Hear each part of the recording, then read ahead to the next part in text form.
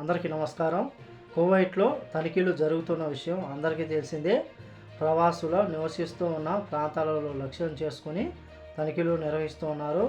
అలాగే చాలామంది ఈ యొక్క తనిఖీలు ఇలాగే కొనసాగుతాయా లేదంటే ఏమైనా ఆపుతాయని చెప్పేసి చాలామంది భారతీయులు అడుగుతూ ఉన్నారు. దీనికి సంబంధించి కువైట్ మొదటి ఉప ప్రధానమంత్రి మరియు మినిస్ట్రీ ఆఫ్ ఇంటీరియర్ మంత్రి అయిన షేక్ ఫహాద్ ఆల్ యూసఫ్ గారు స్థానిక మీడియాతో మాట్లాడుతూ కువైట్లో రెసిడెన్సీ మరియు కార్మిక చట్టాన్ని ఉల్లంఘించిన ప్రవాసుల కోసం 24 గంటలు భద్రతా తనిఖీలు చేపడతామని చెప్పి ఆయన ప్రకటించారు.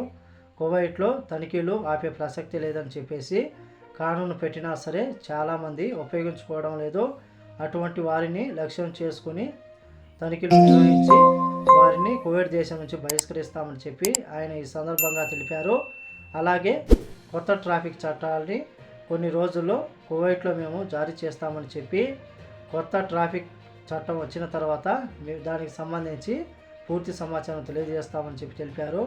కువైట్ దేశవ్యాప్తంగా కొత్త ట్రాఫిక్ కెమెరాలు ఉపయోగించడం ప్రారంభించామని చెప్పి అలాగే 288 కెమెరాలు రాబోయే 2 నెలల్లో కువైట్ దేశవ్యాప్తంగా ఇన్స్టాల్ చేస్తామని చెప్పి ఆయన వెల్లడించారు. కాబట్టి కువైట్లో ఇప్పుడిప్పుడే తనిఖీలు ఆగే అవకాశం లేదు.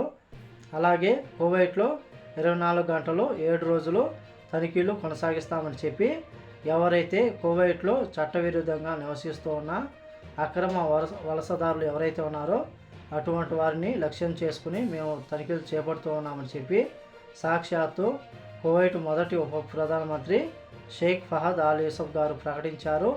అలాగే ఇక్కడ ముఖ్యమైన విషయం ఏమిటంటే ఈ యొక్క తనిఖీలు జరుగుతూ ఉన్నప్పుడు ఆయన ఆయా ప్రాంతాలకు వెళ్ళి ఆయన ప్రత్యక్షంగా అయితే పర్యవేక్షిస్తూ ఉన్నారు. తనిఖీలు ఎలా జరుగుతున్నాయి, అలాగే ప్రవాసులను లక్ష్యం చేసుకున్న తర్వాత వాళ్ళను ఎలా అదుపులోకి తీసుకుంటారని చెప్పి ఆయన ఆరాధిస్తూ ఉన్నారు.